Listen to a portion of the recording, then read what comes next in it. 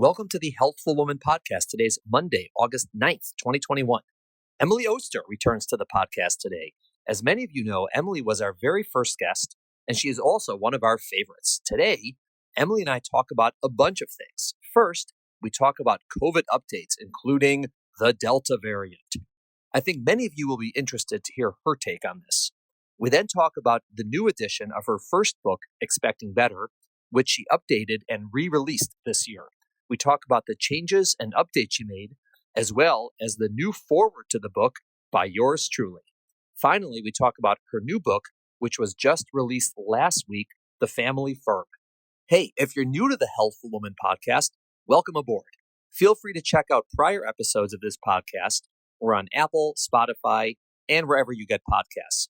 Also, be sure to check out our other podcast, High Risk Birth Stories, which drops every Thursday. Finally, if you are on Apple, we'd really appreciate it if you could rate our podcast, ideally with 5 stars if you deem us worthy. And please do leave a review. I read all of them and truly appreciate them. Thanks for listening. Have a great day. See you Thursday for High Risk Birth Stories. Welcome to today's episode of Healthful Woman, a podcast designed to explore topics in women's health at all stages of life. I'm your host, Dr. Nathan Fox, an OBGYN and maternal fetal medicine specialist practicing in New York City. At Healthful Woman, I speak with leaders in the field to help you learn more about women's health, pregnancy, and wellness.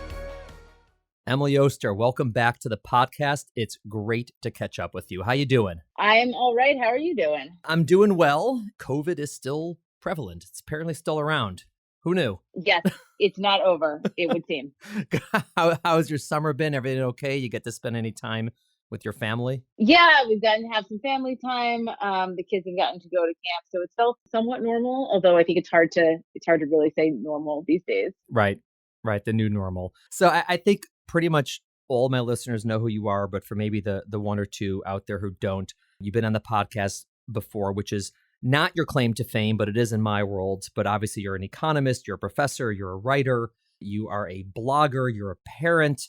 And you have great books out there. We're going to be talking about them today as well. And generally, you're just one of my favorite people out there. So I'm really happy to get to talk to you from time to time when our schedules allow it. I'm very excited to get to talk to you as well. Yes, I think you did a good summary of all the weird jobs that I have these days. Yeah, you would definitely have an eclectic CV, I would say. It's true.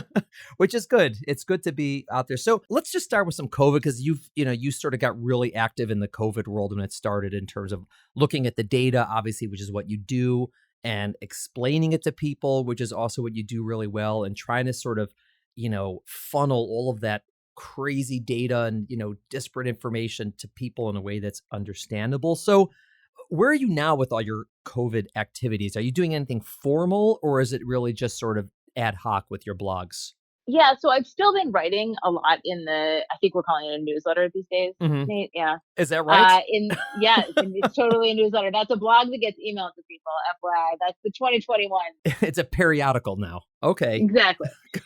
So I've still been doing, a lot of writing there, mostly around kind of trying to help people navigate this period, which I think remains pretty uncertain, and people are kind of still trying to just figure out, if particularly pregnant people and people with small kids, kind of trying to figure out what the next steps are. So I've been doing a lot of that. And then actually more formally, I've been doing some work on data around schools and trying to put together some information about schooling modes over the last year. And I kind of, with a bunch of partners, just trying to understand better sort of what was happening with kids over the last year. So there's still some COVID stuff in my world these days.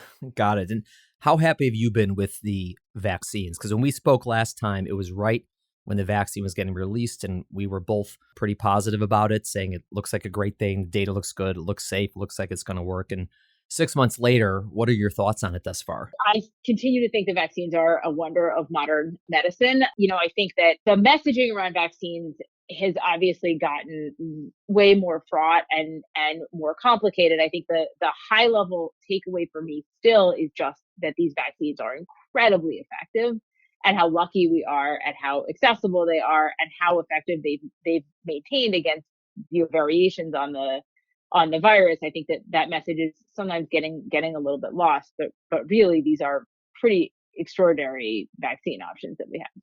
Yeah, I mean, I think that right now people look at it and everyone's sort of fine tuning. Like for the people who got it, do I need a booster? Do I not need a booster? When do I need a booster? What does the booster look like? All these things. And the people who have yet to get it, they're sort of, should I get it? Should I not get it? But if we, again, on a high level, if we could go back a year and a half and bring this vaccine with us and give it to everybody in the world, we would have prevented millions of deaths. Millions. It's crazy. Yeah.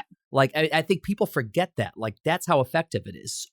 Those Yeah. people who all died in COVID would be alive. Maybe not 100% of them, but 99%, 95% of them, whatever study you look at, it just would have been a totally different world had that vaccine been available beforehand. Yeah. Yeah, I think that's right. And I mean, I think that's kind of a good frame to put it on, I think, because part of what has happened even the last few weeks, we're seeing some breakthrough infections, and I would distinguish that, from breakthrough disease. We're seeing breakthrough infections, and we'd expect that. I mean, basically, there's almost no vaccine on the planet that's going to prevent people from getting any infection. The goal of the vaccine is largely to prevent you from getting seriously ill. And these vaccines are incredibly good at doing that, like so good at doing that. And I think that we're gonna sort of need to remember that that's the goal of the vaccines. That there's something in the messaging that's they're almost like so good that people thought that just nobody would ever get COVID anymore, and that's not a realistic expectation of the vaccines. That's making it a little challenging to talk about them sometimes. Yeah, and also I think the part of it is the messaging that's out there in the mainstream media, but certainly like just out there online. When people look at percentages, there was this many people who got the vaccine but still tested positive, or this many people who got the vaccine and still actually ends up in the hospital. And obviously there's going to be somebody who gets the vaccine and unfortunately still passes Sure. away. And that's all true because nothing's 100% effective. But I mean, the difference is just astronomical. I mean, a year and change ago in the hospital, they didn't have enough beds. I mean, it was just all COVID patients. And now, yeah, there's some COVID patients there, but it's nothing like it was before with all the variants and whatever it is that's out there. It's not like it was before. And that's because of the vaccine. It's not because of, all the social distancing that we're doing. It's because of the vaccine. Yeah, absolutely. It's because of the vaccine. That's just the way it is.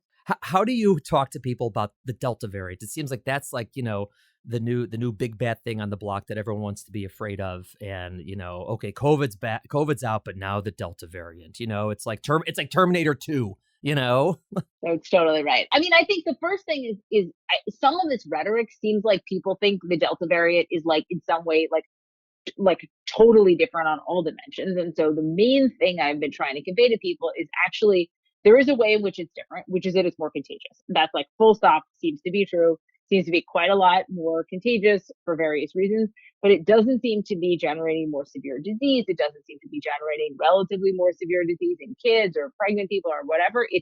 It's basically looks like the same disease, just way more contagious. That's helpful for people because they kind of already thought about what to do in the face of COVID.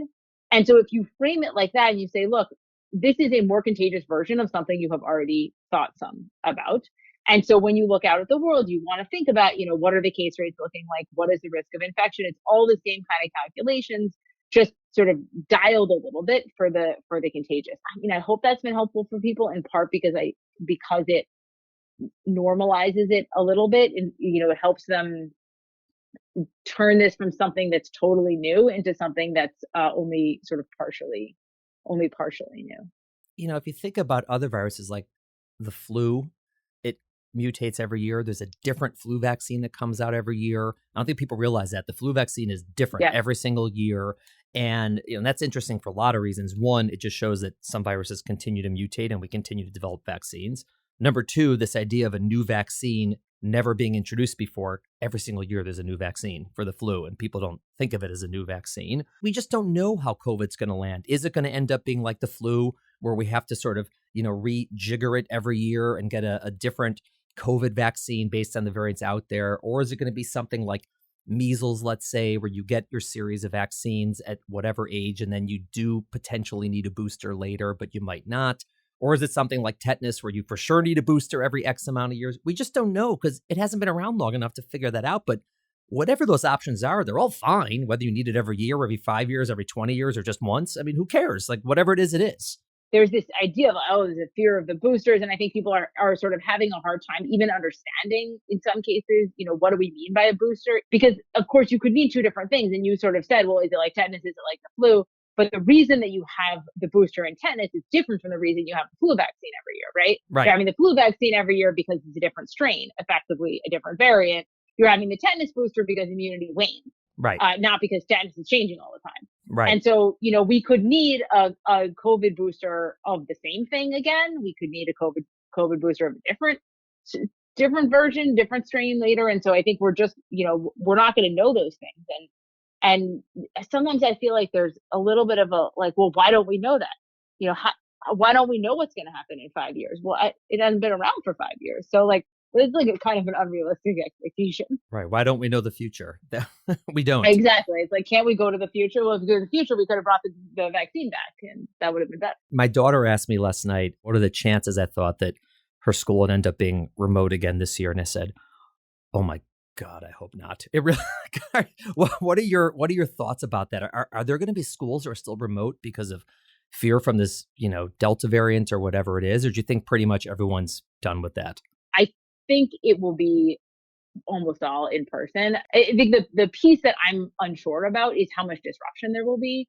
So, if we have a more contagious variant and a lot of unvaccinated kids, I can see, some quarantine stuff going on. And I think that's something we're going to need to navigate, probably will need to be navigated pretty quickly. But in terms of, will schools try to open in person? I think that they will. I think the cards are lining up. The important groups are lining up very strongly behind the idea of in-person learning. And I think that, we kind of realized the last year was not good for kids. There's a couple of kids out there who are like, no, this is great. I'm more than happy to be home. I kind of don't like the social situation at school. This is better for me. But I think pretty much everyone else agrees it's better for everyone to be in school. What have your thoughts been about the vaccine for, I guess, first I'll say the teenagers, because it is approved for them. And then for, let's say, the 2 to 12-year-olds are coming up next. This is proven to be actually a somewhat more difficult thing to talk about. And it is unlike the sort of vaccines for older adults. Policymakers have disagreed on this. And I don't mean like, Marjorie Taylor Greene. I mean, like, across countries. Like, so the UK is not sort of consistently recommending vaccines for 12 to 15, I think. I think they've said that, some kids in that age group should get it, but they're not going to do that in a sort of uniform way. And I think the reason for that is that the calculus is the sort of risk benefit for that group is different. That, their risk of serious illness is extremely low. And, the vaccines are very safe, but every vaccine, everything we do carries some risk. And so, we're now trading off a, tiny, tiny, tiny risk against a benefit, which at a minimum is smaller than the benefit for, an 85-year-old. Having said that, I think, for the 12 to 15-year-olds in particular, that's actually a pretty high risk group in terms of cases. So not for serious disease, but this is a group that's mixing a lot. They see other people in the older edge of that age range. They're kind of having maybe some interactions with other people. And we are seeing a fair amount of sort of case rates in that group. So I think pushing vaccines in that age category seems like a reasonable approach. I mean, if for no other reason than it will help us keep schools open. For younger kids, I'm kind of in the space of like, let's not have hypothetical arguments. So I think sometimes people want to, they want to say, well, let's decide now what we're going to do. Or are you going to agree with me? Or are we all going to do the same thing? Well, we haven't seen any of the safety data on that. So like, I anticipate vaccinating my kids, and I plan to do it as soon as I can. But I also think before we have that argument, let's wait to see, what Pfizer and Moderna come up with on safety data, what we're seeing in the trials, and then we can, have a non-hypothetical argument once it's actually an option. It's really interesting because for, all of these age groups, let's say under 18, for all the kids, as you said, the data has pointed from day one that COVID is not particularly dangerous to them as compared to the flu or sort of anything else they might catch. And so it really it shouldn't have been such a high stakes decision about vaccinating or not vaccinating. And I can tell you, like with my own kids, the reason we were so on the side of vaccinating, in addition to just in general, I tend to be pro-vaccine, but it was logistical. It's like these kids, in terms of like going to school, going to camp, going to mall, going to like just doing things that they want to do, it's so much easier if you're vaccinated. Because if you say, oh, I'm vaccinated, it's like, oh, okay, it's like you got to pass. Get out of jail free card, and right? So, and there's all this stuff about having to wear a mask, not having to wear a mask. Everything is going to be more permissive for people who are vaccinated. And so even if I don't think medically it makes a huge difference whether my 14-year-old does or doesn't get a vaccine, which I believe is the case. I don't think medically it does make a huge difference because both options are low risk. I think that just for logistics, because the way people are treating COVID and restrictions and distancing, you may as well get the vaccine so you can live normally or close to normally. And that's sort of how we decided for our kids. And they were part of that decision and they all agreed. Yeah. I mean, I think there are a lot of people in that space. And I think I will say candidly, I was talking to another parent the other day and he said, I wouldn't vaccinate my 5-year-old. And he said, would you do your kids? I was like, absolutely. And he said, you said that so fast. And I was like, look, if for no other reason than the logistics, I'm like, I'm tired of this like idea of quarantine and all this other stuff. So I think there's a logistical piece that's absolutely there. I think that there is a kind of pushback on that from some people, which says, look, if kids are this very low risk group and they're, particularly with the younger kids, they're not only low risk for themselves, but they're actually fairly low risk in terms of transmission, not no risk, but fairly low risk. Why should we be putting all these restrictions on them in the first place? Yes, I agree. And, we should actually it's like they shouldn't have to get vaccinated because we should just be letting them do whatever anyway, because they're low risk. And I think that's, there is certainly a set of people who would express that view. I think that the data would point to that it's not risky for them. And, looking at it, hashtag science, there really is no reason for kids to be, quarantining and distancing and masking and all these things. I just think the problem is that train has left the station. I just don't. Yeah. I mean, we had this conversation. We had this conversation a year ago saying like, why are we doing this for our kids? Like we should let them out and get antibodies and roam the earth. But again, that's just not how people have done it. And it's just not realistic to expect everyone to say, okay, kids, everyone, you're done. So I think that's part of it. The interesting thing when I talk to people who are really hesitant about the vaccine, it's understandable. It's a vaccine. It's new. People don't want to put things in their body. They know. The way I look at it and I say to them, I say, listen, if you don't get the vaccine, you can mask, you can distance. It's not a matter of if you're going to get COVID, it's when. Right? This is a virus that's there. It's never going away. Viruses don't easily eradicate, especially when they mutate. So I said, you're just pushing off the inevitable. You're going to get COVID, right? At some point from somebody. You can't be, in an N95 mask indoors alone the rest of your life. So it's, again, you're going to get it. That's number one. And if you're not so afraid of getting, okay, but whatever fear people have that the vaccine might hypothetically do to them 10, 20, 30 years down the road, whether it's infertility or something or this or that, why wouldn't you be afraid of the virus doing that 10, 20, 30 years down the road? That's much more biologically likely to harm you in the long term than a vaccine would. And so I just think it doesn't make any sense sort of logically to put off the vaccine for fear of some hypothetical long-term problem. Yeah, I think that's exactly right. I think where people sometimes sort of make this argument about waiting is, it still feels new. Like I want to see more data. And I think there, sometimes when people talk to me about this, they say, I hear that, but you want to say, if you're going to say that, you probably want to say what you're waiting for. So are you waiting for are you waiting for another 3 months? Are you waiting for full FDA approval? Are you waiting for what exactly are you going to think is sort of sufficient information? Because if the answer is, as you say, well, I really need to see, in 20 years, whether there's some, whether something happens, then, you can get COVID before that for sure. Right. If what you're saying is, I just feel like I want to wait for full FDA approval. Well, I don't know what the FDA is waiting for, but at some point they do I assume that they will be doing that. And, that's not so many months off. So maybe it's more reasonable to say, okay, well, you could wear an N95 and not leave your house for another, 2 months or whatever that time frame is. But I think it is important to be clear on that, at least even with yourself. Yeah. Yeah. And I want to state for the record, for everyone listening, the business about COVID vaccine and infertility is complete garbage. Complete garbage. Totally made up. It's literally made up garbage. It's fake Facebookism. It's crazy. It's just totally fake. So since we're talking about what's fake and what's real. Let's transition to your great book, Expecting Better, which is the first book you and I spoke about on this podcast. It's, I guess it originally 2013, right? 8 years ago? Yeah. Yeah. And then you Yeah. revised it in 2016. And now there's a new revision that is either about to drop or it just did.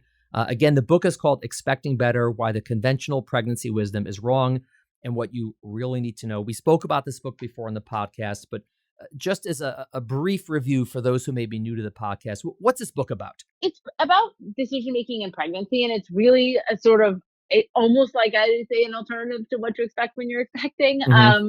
But really diving into the data behind a lot of these common sort of pregnancy restrictions, or behind the kinds of decisions that you have to make in pregnancy. So it talks about prenatal testing, talks about things like, can you have sushi, and what does the evidence really say on that? Talks some about labor and delivery. It's a book about pregnancy for people who want to know the answer to the question, like, why did you say that? Yeah, and the interesting thing again is your background is as an economist, like as someone who just looks at data. You're not a physician. You didn't walk into this a pregnancy expert other than being pregnant, obviously. But so what's the story that you actually wrote this book? As I was experiencing my own pregnancy, I realized I had a lot of questions. I didn't feel like they were always well answered by existing books, or even to some extent by my doctor. But I also realized that a lot of the tools that I used in my job as an economist, where I think about data all the time, a lot of those tools were really useful in thinking about a lot of the evidence behind these sort of common pregnancy restrictions. That kind of led me into the book, and I started doing a lot of research in service of my own pregnancy, and ultimately kind of writing it up. So you're right, I sort of come from a very different direction, much more on the data side than the kind of medical-y side. It's interesting because my relationship with the book is I don't, as an OBs and MFM, I don't read a lot of books on pregnancy unless it's maybe a textbook or, I'm going to the sources, the articles, the research and this, and, to learn about it and talk about it with people. But I was with a patient, a couple, and they said, there's this book and you really need to read it. And I'm like, oh God. I was like, why do I need to read a pregnancy book? They're like, because it sounds like everything you would say. It sounds like you wrote it. So I said, all right, fine, like whatever. I went on Amazon, bought the book, and it's a relatively quick read, and I read it and I was like, oh my God, this is awesome. I was like, who is this woman? And I was like, she nailed it. And it was just awesome. So I cold called you. We went out to lunch, and it's just been, this is the book that I recommend to my pregnant patients. I say, this is the book you should read. Start here. I say, then go listen to my podcast and you're good to go. Now that you've done so many other things over the past 8 years, is this still like the thing you're most known for in the, let's say, non-PhD world? Yeah, I think so. I mean, I now have a couple of other books. For most people who kind of read the stuff I do, this is sort of still the entry point, the first thing that they see. It's basically become, in some weird sense, it's become what I'm known for in the PhD world also. So, I've sort of like, I'm an economist, I'm a professor, I write academic papers and so on. But when I go and give talks at places, most of what people want to talk about now is the books, because everybody, like, this is an experience that is so widely shared by people. And so, they were pregnant, or their spouse was pregnant, or they had some sort of, like, I feel like I'm sort of touching people's lives in ways that are maybe different than my papers. Nobody ever wants to talk about my papers.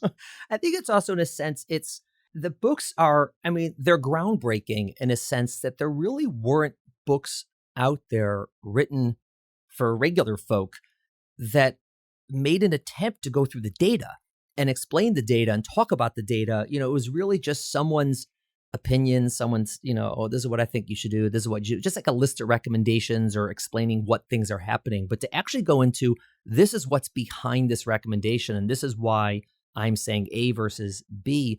I don't know of anyone that did that, again, for pregnant women as opposed to for doctors, let's say. And I think it opens up this like access for people into this world, which is great. That's how it should be. Obviously, to whatever degree people can understand this and you make it very understandable. I just think it's a terrific resource for people to really understand what's going on. And you did really debunk a lot of the crap that was out there in terms of recommendations and out, by whatever it was, magazines, by friends, family, even doctors, and you backed it up with data. So it's very hard for people to argue that you're wrong. Like, show me the data if you think I'm wrong.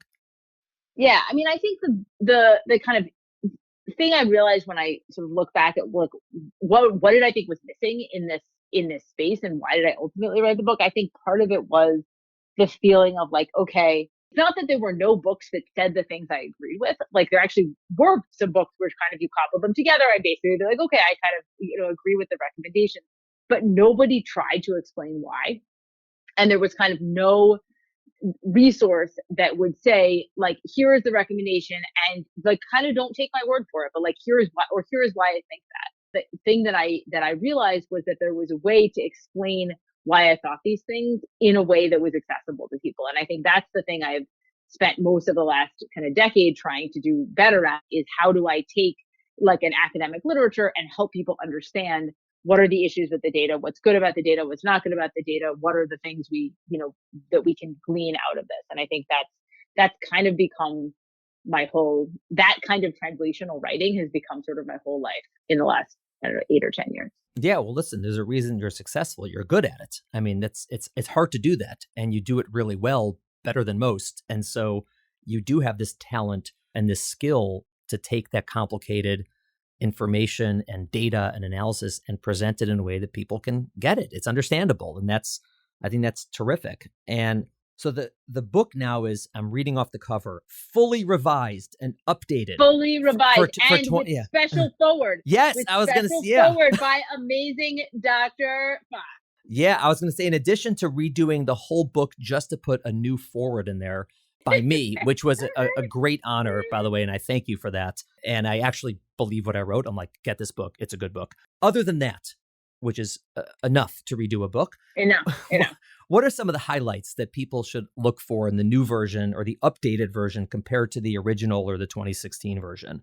A few things. So one is I did a fair amount of revision of kind of like talking to people about how they think about birth, in part because of the ARRIVE trial, which sort of hadn't made it into the last revision. So sort of thinking about choices around induction and timing of induction, thinking about some choices around C-section. So I sort of like rejiggered that whole section a bit. But then, another piece that people kept asking me about was pot. I mean, okay, it's not the most, but like, people are interested in marijuana and pregnancy. And finally, by the time I kind of got around to doing this, there's a little bit more better data than there was the first time. I kind of come down on the view that you probably shouldn't be doing that until we know more. And then there are a few other things, a little bit of stuff on skincare, which I guess I don't do a lot of skincare.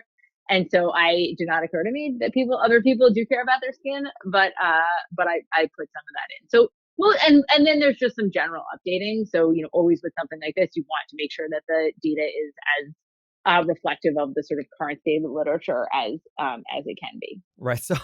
So let's talk about pot and pregnancy, because just like how your readers are very interested in it, I know my listeners are just eagerly awaiting the data on marijuana use in pregnancy. So what did you find? I know there's new data out there, and what exactly were you looking at when you looked at this data? Yeah, so I think like in some ways the best data that we have at this point comes from Canada. So just to sort of step back, like, yes, why is it so hard to figure this out? Don't a lot of people use pot? Yes, but because it's until recently been pretty widely illegal, it's a hard thing to collect data on. And people who are smoking marijuana are different in other ways, and so on.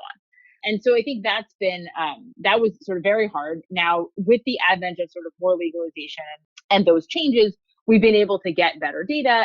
And probably the best data sort of links marijuana use in pregnancy in this sample to some sort of short-term birth outcomes, and does find, some evidence of some kind of slightly worse birth outcomes for infants whose mothers use more marijuana during pregnancy.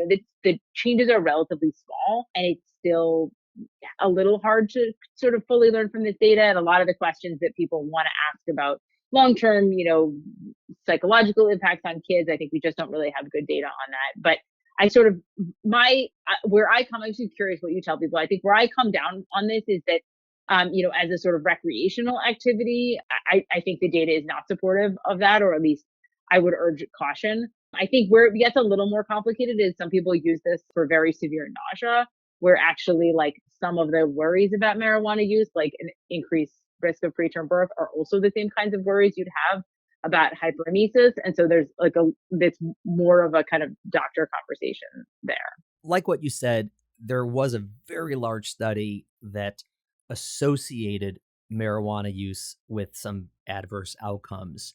And it was a big study, and the association was what we call statistically significant. And they did a pretty good job of trying to compare apples to apples. They did a matching technique. So, one of the big issues with these is, like you said, if you take your, marijuana users and you compare them to non-users, well, if they're only different in one group's using marijuana, one group isn't, then fine, then you'll learn something. But obviously, there's going to be a lot of differences. They may be different in ages. They may be different in weights. They may be different in whether they drink or whether they smoke cigarettes. And so you have to sort of like tease through all of those variables to try to, compare the same. And they did that. They tried to do that. And when they did that, the people who use marijuana still did worse. The problem with that is you can't look at every variable possible. They just looked at the ones they had. And so we don't really know for sure what to do with this. But I think it is biologically plausible that marijuana could affect the baby. And I think that, like you said, we don't really know that it's safe. So I generally recommend against using it in pregnancy. My gut is that it's not going to be as dangerous as alcohol. And it's not going to be as dangerous as smoking, tobacco cigarettes, classic cigarettes. Like if I had to rank them, it would be probably in the bottom. But there could be a negative effect. Now, maybe with more time, we'll learn that there is no negative effect, or maybe we'll learn, like you said, it's small enough that maybe it's outweighed in certain instances, like someone who has certain pain syndromes or a lot of nausea or maybe severe anxiety. I mean, there's a lot of reasons why someone might use it therapeutically, and maybe it'll outweigh the risks there, but it's very hard to know, and we don't know exactly what the risks are. And then the entirely unknown box are edibles, right? And so, and the different components and the different doses and different ways, and we just have no idea if that's going to have any effect whatsoever. Negative, some people are using edibles for nausea, and it seems to work for some people. But again, we just don't know if there is risk, and if so, what the magnitude is. So it's hard to be precise, but my gut is that it's not a great idea now, and maybe we'll learn more so we can sort of quantify that for people. Yeah. I mean, I think that, part of what's going to make this hard is, my guess is, to the extent that there are negative effects, they're probably small. As you kind of try to dial into these more narrow questions you're asking, like, what about edibles? What about this kind of edible? What about, like, we are never going to be able to have the power in any study to figure out the answer to those questions. And so they were sort of going to have to accept that there are kind of some of these things we're just not going to have the answers. Yeah. We're not going to have answers that we really sort of trust. Yeah. And also you have to sort of sometimes look at the alternatives. I mean, again, if someone's like, I'm either going to smoke marijuana or I'm not, okay, fine. But sometimes people don't make choices like that. For example, like if you look at cigarettes, there's data on the harms of e-cigarettes or vaping. And yeah, there are harms with it, but it's worse if you're smoking instead. And so if using e-cigarettes or vaping to get off of cigarettes, it's probably a good idea. Whereas if you're doing it as compared to nothing, it's probably a bad idea. So a lot of this has to be taken into context, obviously, but it is interesting, and everyone's asking this question. So there are a lot of people collecting data, but the only way to know for certain is to like randomize people to use these or not. And maybe they'll do that in small studies for certain conditions, but then you really won't learn the risks as much. It's hard. It's hard to get good data on this. It's hard. I totally agree. We don't like to experiment on pregnant ladies. So my well-skinned friend, what did you find about skincare for all those who do suffer from ailments that require skincare? So I think that, the biggest question people have is around, retinols. Mm-hmm. Accutane is like one of the worst things you can have during pregnancy. This is an acne drug. But then there's a question of like, what about what about a topical retinol? And the kind of evidence is a little more difficult to parse, although I basically think it comes down on the idea that there is probably some birth defect risk, or at least some, potential birth defect risk associated with retinols in pregnancy. And so, it's not that if you accidentally use them before you knew you were pregnant, like, should you panic? No. Is this something that one should continue using during pregnancy? I would have said, I think the data suggests not. But then there's other things, like benzoyl peroxide wash, which people say, oh, would never let that near my face. Where I think, in fact, there's of course no reason not to use that. So you can still wash your face. Yeah, I think pretty much anything. It's very hard for something topical to be absorbed enough to affect a baby. I suppose there's certain like hormones like testosterone cream that, that could do it. But that's very unusual. And, in terms of like the topical retinols, my guess is it doesn't do anything. People stop it because, they're like, why would I take the risk? And they sort of just feel like it's not worth it in that sense. But I bet it's not absorbed enough and, systemically that it could get to the baby and cause anything dangerous. But the general recommendation is not to use them in pregnancy. That's more, I think, out of, as we learned, abundance of caution, as we've learned to say over the past couple of years. And one of the interesting updates that's come since your last edition, this is something you and I wrote about together, was there was a really great study that helped, I would say, lend support to our existing belief that sleeping on your back was fine in pregnancy. Yeah. I really like this example because I think it illustrates some of the issues with evidence. So there was this sort of idea that sleeping on your back during pregnancy was a risk for stillbirth. So not, not a minor risk, like a risk for a very, very bad outcome. But all of the data on that was based on these case control studies where they had, cases in which people had a stillbirth, and then they collected some information about them, including asking them their sleeping position. And then they had a bunch of, comparison people who hadn't had a stillbirth, and they asked them these same kinds of questions. And those studies are just like, they're really problematic. I mean, they're sort of, that research design is really problematic. It's problematic because it's hard to the groups may be different in other ways, but it's problematic also because the way you've selected the people is totally different. And the way that they're going to think about answering those questions, particularly around something where actually maybe hard to remember what happened, just not a very good kind of study. So what was so great in the last few years was that this study came out, which collected data prospectively. So asked people, about their sleep position and then followed them over time. And they were able to observe complications and stillbirth rates and miscarriage rates. And they found basically no differences across the groups. And that is a very compelling, and also suggests that it's fine to sleep in whatever way you find comfortable. And that's actually kind of consistent with other things we see from science, where you can look at questions like, is there a lot of restricted blood flow when people are lying on their backs? And would you move off your back if you were uncomfortable? Yes. And so there's kind of a lot of reasons to think that this would be true, but it was great to actually see it in data. And I think it's reassuring for a lot of pregnant women who like to sleep, which is all pregnant women. Hopefully, listen, and any way someone can sleep when they're pregnant. I mean, it's hard enough to sleep when you're pregnant, to have people telling you, oh, now you have to be on your left side and this, and it's just, it's unkind to pregnant women, because then they think that, if they don't sleep a certain way, they're harming their baby. And it's just, that's just a lot of guilt to throw on somebody that's totally unnecessary and unwarranted. Do you feel compelled now that you've updated the book to like keep a running list of things and, update it every X amount of years? Is that like daunting to you, or is it exciting? How do you feel about that? This last update was a lot of fun because I got a little bit more, they gave me a little bit more freedom to kind of rethink things. I really, it was fun to revisit the book, and also to revisit like my own, experience of having written the book. I actually, on this round, I recorded the audiobook myself, which I hadn't done the first time. So I got to kind of read it out loud, and it was, I don't know, it was fun to think about, I remember, my kids are, now my daughter is 10. It's sort of funny to think about all the stuff that I was worried about when I was pregnant, in light of the stuff that I'm worried about now. But yeah, my guess is, I will keep updating the book. We gotta, stuff happens in science. Wait, so who recorded for the audiobook the foreword? I don't know. It was some guy. Oh God. Some guy. Oh yeah. Lord, you couldn't get like James Earl Jones, or at least someone like with a really cool voice. Morgan Freeman will be reading the part of Nathan Fox. Yeah, that'd be awesome. Exactly. Oh my God, love it. Yeah. Wow. So tell us about your new book that's, I guess, coming or just came out based on when this podcast drops, The Family Firm. Yeah. So The Family Firm is the kind of third in the series that was expecting better about pregnancy. There's the crib sheet, which is about kind of early childhood, and Family Firm is about kind of decision making in the school years.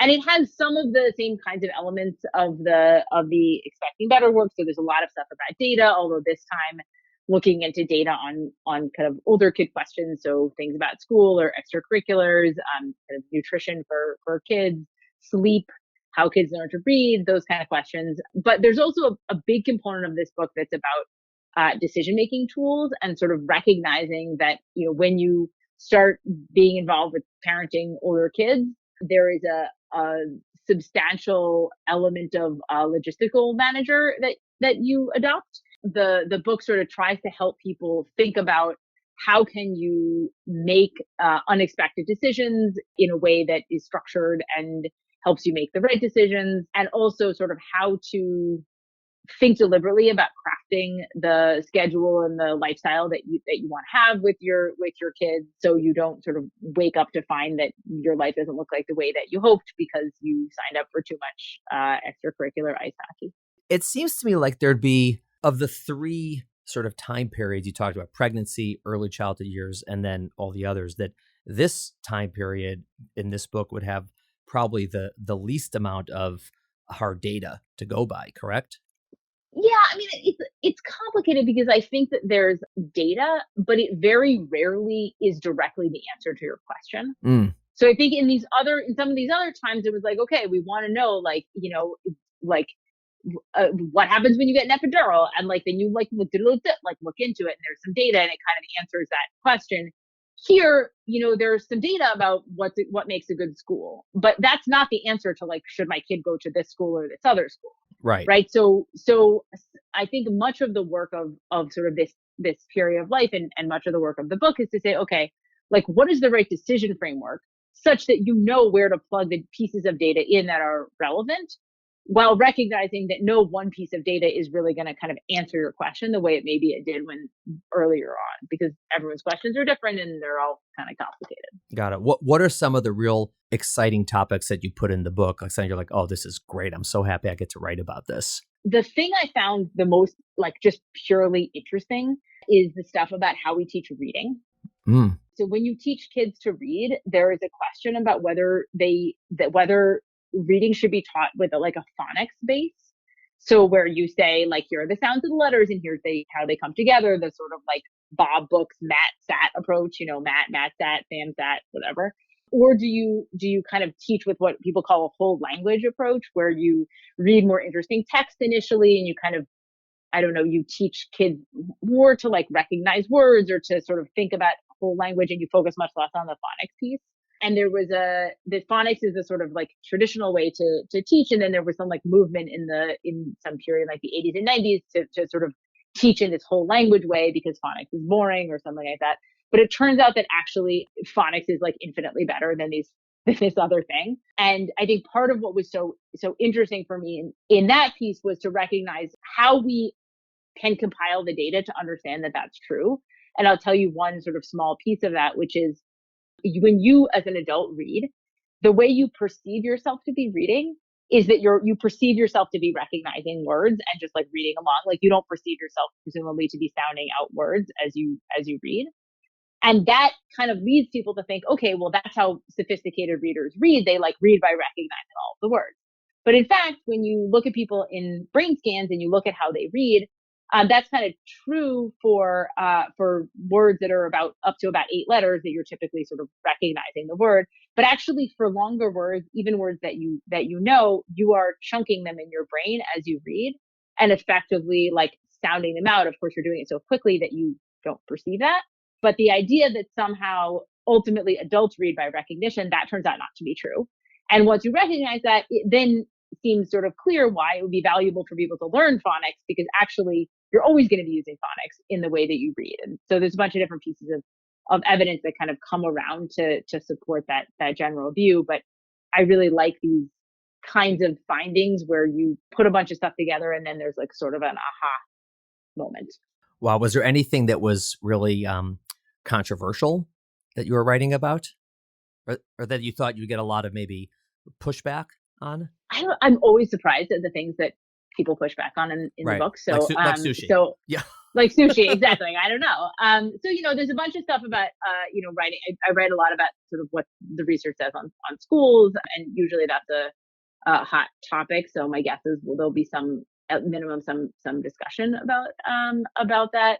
But I think, most of the data here is probably not quite controversial in that way. But I don't know. We'll see. Well, I look forward to reading it. I think it's Thank you. I just mostly just to see all of the mistakes I made over the years. As my kids are past that point, it's like, all right, where did we go wrong? Let's see. What do we have to, ask their permission? Too much ice. What did they ask Too their much forgiveness ice for? hockey. Too much ice hockey. Oh yeah, you get into a lot of the CTE and all that stuff with the brain. I injuries? do talk about brain stuff. Yeah. Yeah. Yeah. Protect. It turns out like brains. soccer's. Yeah, protect kids' brains. They're totally going to use that. But it turns out like soccer is quite bad for your brain because the headers. Right, and you don't tend to wear helmets. Right, that's true. You don't tend to wear helmets. Excellent. So what's next for you? What do you got? What do you got coming down the pike? Now that you have all this stuff coming out in 2021. What's next? I don't know. I mean, I've been spending a lot of time on this on the newsletter /blog, and I think that will continue to be a big part of what I do. But I don't know. People asked if there's another book. I don't have any other books in the works at the moment. I guess you never know. You never know. Awesome. Emily, thank you so much for coming on the podcast. I love having you on as a guest. It's great to talk to you. I love reading what you put out, and my listeners really do as well. I can tell because I know how many people listen to each of the podcasts, and yours are always at the top of the list. And there's a good reason. You're really good at what you do. Well, I'm really excited to get to talk to you. So thank you for having me. Thank you for listening to the Healthful Woman podcast. To learn more about our podcast, please visit our website at www.healthfulwoman.com. That's HEALTHFULWOMAN.com. If you have any questions about this podcast or any other topic you would like us to address, please feel free to email us at hw@healthfulwoman.com. Have a great day. The information discussed in Healthful Woman is intended for educational uses only and does not replace medical care from your physician. Healthful Woman is meant to expand your knowledge of women's health and does not replace ongoing care from your regular physician or gynecologist. We encourage you to speak with your doctor about specific diagnoses and treatment options for an effective treatment plan.